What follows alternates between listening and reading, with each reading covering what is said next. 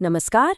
आज एक बहुत ही शक्तिशाली बौद्ध कथा के जरिए ये समझते हैं कि अपने दिमाग को मजबूत और लचीला कैसे बनाया जाए। देखिए, जिंदगी में चुनौतियां तो आती ही रहती हैं, तो उनके लिए तैयार रहना भी बहुत जरूरी है। चलिए शुरू करते हैं। सारी कहानी ना इसी एक सोच से शुरू होती है। जब अपना दिमाग सही से काम करता है तो सोच भी अच्छी होती है और तभी जिंदगी में अच्छे बदलाव भी आते हैं। लेकिन सवाल ये है कि भाई अपने दिमाग को उस लेवल तक पहुंचाएं कैसे।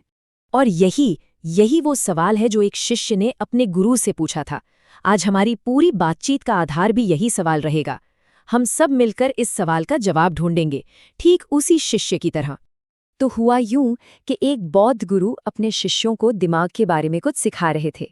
तभी राजवंत नाम का एक शिष्य खड़ा हुआ और उसने वही सवाल पूछ लिया जो हम सबके मन में कभी न कभी जरूर आता है कि हम मानसिक रूप से मजबूत कैसे बने। अब गुरु ने सीधे सीधे नियम बताना शुरू नहीं किया। नहीं, उससे पहले उन्होंने एक बहुत ही गहरी और बुनियादी सच्चाई बताई।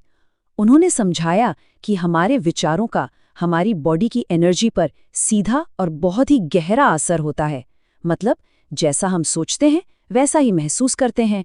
यही है मानसिक शक्ति की नींव। गुरु की ये बात कितनी सीधी और कितनी गहरी है ना। हमारा शरीर तो वही है, पर हमारी एनर्जी का लेवल पूरी तरह से इस पर निर्भर करता है कि हमारे दिमाग में चल क्या रहा है। दुख भरी बातें सोचें तो लगता है जैसे सारी जान निकल गई हो, और वहीं जब अच्छी और उत्साह वाली बातें सोचते हैं तो माना एनर्जी का कोई झरना फूट पड़ता है अंदर। तो चलिए अब आते हैं इस शिक्षा के सबसे जरूरी हिस्से पर। वो 8 नियम जो गुरु ने सच्ची मानसिक शक्ति बनाने के लिए बताए थे। और ये सिर्फ नियम नहीं है, बल्कि ये वो प्रैक्टिकल तरीके हैं जिनसे हम अपने दिमाग को ट्रेन कर सकते हैं ताकि मुश्किल से मुश्किल वक्त में भी शांत और मजबूत बने रह सकें। ये रहे वो 8 नियम जो मानसिक मजबूती की बुनियाद हैं। हर एक नियम अपने आप में जिंदगी बदलने वाला एक सिद्धांत है। चाहे वो अतीत को जाने देना हो या फिर असफलता को डरने के बजाय सीखने का एक मौका मानना हो। चलिए इनमें से कुछ को जरा और गहराई से समझते हैं। पहला नियम शायद सुनने में आसान लगे पर करने में सबसे मुश्किल है और सबसे जरूरी भी। गुरु समझाते हैं कि जो हो चुका है उसे लेकर परेशान होना बेकार है। क्यों? क्योंकि हम उसे बदल तो सकते नहीं, ये तो बस अपनी एनर्जी को बर्बाद करना हुआ। सोचिए जरा, अतीत के बारे में चिंता करना बिल्कुल वैसा ही है जैसे प्रकृति के नियमों को बदलने की कोशिश करना। ये अपनी सारी एनर्जी एक ऐसी चीज पर बर्बाद करने जैसा है जो हमारे कंट्रोल से पूरी तरह बाहर है। अब आते हैं तीसरे नियम पर। ये नियम इंसानी दुखों की एक बहुत बड़ी वजह से जुड़ा है, और वो है दूसरों से हमारी उम्मीदें। ये एक ऐसा जाल है जिसमें हम अक्सर फंसी जाते हैं। गुरु की ये चेतावनी कितनी सही है। हम किसी इंसान से या किसी चीज से जितनी ज्यादा उम्मीदें लगाते हैं ना, हमारे निराश होने और दुखी होने की संभावना उतनी ही बढ़ जाती है। और जब वो उम्मीदें टूटती हैं तो हमें लगता है कि हमें धोखा मिला, जबकि असल में ये दुख हमने खुद ही बनाया होता है। चलिए अब 5वें नियम की ओर बढ़ते हैं, जो खुद की आलोचना करने की आदत पर रोशनी डालता है। ये एक ऐसा धीमा जहर है जो धीरे धीरे हमारे आत्मविश्वास को खा जाता है और हमारे दिमाग को कमजोर कर देता है। इस बात को समझाने के लिए गुरु ने एक बहुत ही कमाल का उदाहरण दिया। उन्होंने एक आम के पेड़ की तरफ इशारा किया और अपने शिष्यों से पूछा, बताओ इस पेड़ पर सबसे पहले कौन चढ़ेगा?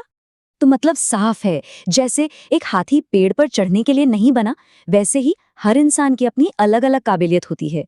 हमें अपनी ताकत को पहचानना चाहिए और उस पर काम करना चाहिए, ना कि उसके लिए खुद को कोसते रहना चाहिए जो हम नहीं कर सकते। और 8वां नियम, ये हमारी सबसे कीमती चीज के बारे में है, यानी हमारी एनर्जी। बहुत ज्यादा बोलने से वो जरूरी ऊर्जा बर्बाद होती है जिसे हम गहरी और फोकस सोच या जरूरी कामों के लिए इस्तेमाल कर सकते थे। कम बोलने से ना सिर्फ एनर्जी बचती है, बल्कि हमारे विचार भी ज्यादा गहरे और साफ होते हैं। तो ये प्राचीन कहानी तो हमने सुन ली, लेकिन सबसे जरूरी बात यह है कि इस सदियों पुराने ज्ञान को हम अपने आज की जिंदगी में लागू कैसे कर सकते हैं। तो चलिए इन 8 नियमों को फटाफट एक बार फिर से याद करते हैं। अतीत को जाने दें, ध्यान के लिए वक्त निकालें, दूसरों से उम्मीदें कम रखें, असफलता को एक टीचर की तरह देखें, खुद को कोसे नहीं, अपनी एनर्जी को सोच समझकर खर्च करें, अपनी काबिलियत पर भरोसा करें और आखिर में कम बोलें और ज्यादा सोचें।